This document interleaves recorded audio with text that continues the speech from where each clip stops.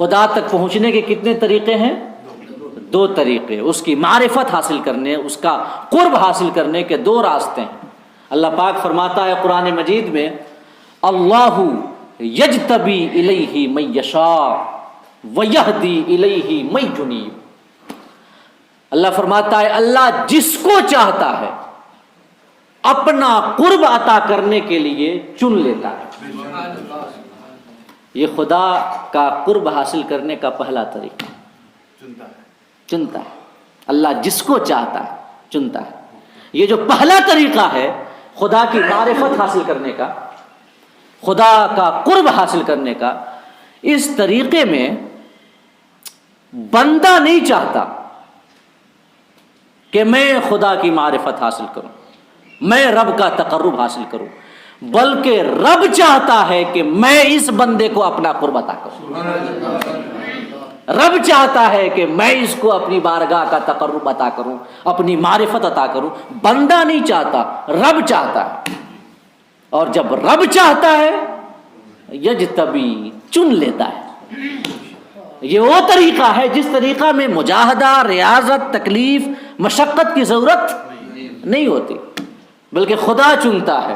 اور جب خدا ہی چن لے تو پھر کیا ضرورت ہے اللہ پاک ڈائریکٹ اپنی بارگاہ میں پہنچا دے.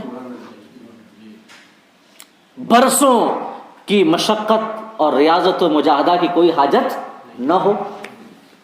حضور اعلیٰ حضرت سے پوچھا گیا کہ حضور بتائیں رب کی معرفت اور اس کا قرب حاصل کرنے کے لیے کتنے سال کے مجاہدے کی ضرورت ہے، کتنے سال ریاضت کرنا ہوگی رب کا قرب حاصل کرنے کے لیے؟ آپ نے فرمایا کہ رب کا تقرب حاصل کرنے کے لیے اصولاً اور قانوناً 80 سال کے مجاہدے کی ضرورت ہے. اصولاً 80 سال کی ریاضت کی حاجت ہے. 80 سال بندہ جب ریاضت و مجاہدہ کرتا ہے تب جا کے اسے رب کی معرفت عطا ہوتی ہے، رب کا قرب عطا ہوتا ہے. مگر اس کے بعد حضور اعلیٰ حضرت نے یہ بھی فرمایا کہ جب کوئی بندہ صدق دل کے ساتھ اس راہ کا مسافر بن جاتا ہے تو تائید عزدی نصیب ہوتی ہے، توفیق الہی نصیب ہوتی ہے، اور اللہ پاک سالوں کے سفر کو ایک لمحے میں بھی طے کرا دیتا ہے. صدق دل دیکھا جاتا ہے نا اس بارگاہ میں. اور جو دوسرا طریقہ اور راستہ ہے اللہ فرماتا ہے قرآن مجید میں وَيَهْدِي إِلَيْهِ مَن يُنِيبُ، اور جو بندہ خدا کی جانب رجوع کرتا ہے اللہ اسے ہدایت دے دیتا ہے. یہ دوسرا راستہ ہے. وَيَهْدِي إِلَيْهِ مَن يُنِيبُ، جو بندہ رب کی جانب رجوع کرنا چاہے، جو بندہ یہ چاہے کہ اپنی زندگی رب کے بتائے ہوئے طریقے پہ گزارے، دین پہ گزارے، اور خدا کا تقرب حاصل کرے، اس کی بارگاہ کا قرب حاصل کرے، تو یہدی الیہ، اللہ اسے اس راستے کی ہدایت دے دیتا ہے جو راستہ اس کا تقرب عطا کرتا ہے، جو راستہ اس تک پہنچاتا ہے. یہ دوسرا راستہ ہے. تو پہلے راستے میں رب چاہتا تھا کسی بندے کو اپنی بارگاہ کا قرب عطا کرنا، اور دوسرے راستے میں بندہ چاہتا ہے.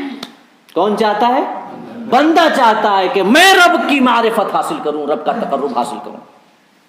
اس لیے کہ ولایت کسبی بھی ہے نا، کسبی اپنی کوشش سے بھی حاصل ہو سکتی ہے.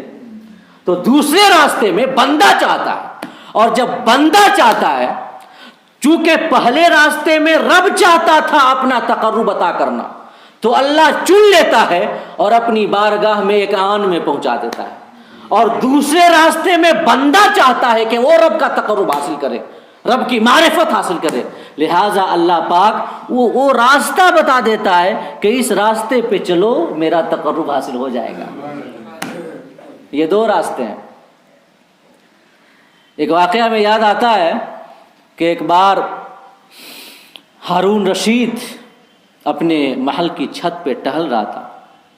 اس کی نگاہ پڑی اس زمانے کے مشہور مجذوب بزرگ حضرت بہلول دانا پر، کہ وہ راستے سے گزر رہے تھے. تو ہارون رشید نے اپنے کارندوں کو اور سپاہیوں کو حکم دیا کہ جاؤ بہلول دانا کو میری بارگاہ میں حاضر کرو. وہ چھت پہ تھا ہارون رشید. سپاہیوں نے ڈول کو رسی میں باندھ کر نیچے لایا اور اس میں بٹھایا حضرت بہلول دانا کو اور پھر اوپر کھینچ لیا. جب حضرت بہلول دانا پہنچے ہارون رشید کے پاس تو ہارون رشید نے پوچھا کہ حضور بتائیں آپ رب تک کیسے پہنچے؟ رب تک کیسے پہنچے؟ کیسے آپ نے خدا کا تقرب حاصل کیا؟ کیسے آپ نے رب کے بارگاہ سے قرب آپ کو عطا ہوا؟ کیسے؟ تو حضرت بہلول دانا نے جواب دیا جیسے آپ تک پہنچا. جیسے آپ تک پہنچا. ہارون رشید بڑا متعجب ہوا، اسے حیرت ہوئی. وہ کوئی لمبی چوڑی داستان سننا چاہتا تھا. اس کے دل میں یہ خیال تھا کہ برسوں کے مجاہدے کا ذکر کریں گے، برسوں کی ریاضت کا ذکر کریں گے، صحراؤں میں آبلہ پائی کا تذکرہ کریں گے، علائق دنیاوی سے کٹ کر خلوت نشین ہو کر اور بڑی مشقتوں کے ساتھ زندگی گزارنے کا تذکرہ کریں گے، بھوک کا تذکرہ کریں گے، پیاس کی شدت کا تذکرہ کریں گے، رات بھر کھڑے ہو کر نفلی عبادتیں پڑھنے کا تذکرہ کریں گے. تمام وہ لمبی چوڑی گفتگو سننے کا وہ یہ پہلے ہی سے من بنایا ہوا تھا، تیار تھا کہ کوئی ایسی باتیں کریں گے. لیکن آپ نے سمپل سیدھا سادہ سا جواب دیا جیسے آپ تک پہنچا ویسے رب تک پہنچا. تو ہارون رشید نے کہا یہ کیا بات ہوئی، میں سمجھا نہیں. تو بہلول دانا نے جواب دیا ذرا سوچئے، اگر میں آپ تک پہنچنا چاہتا، اگر میں آپ سے ملاقات کرنا چاہتا تو غور کیجئے کہ مجھے کتنے پاپڑ بیلنے پڑتے. پہلے اپوائنٹمنٹ لینا پڑتا، پتہ نہیں اپوائنٹمنٹ ملتی کہ نہ ملتی.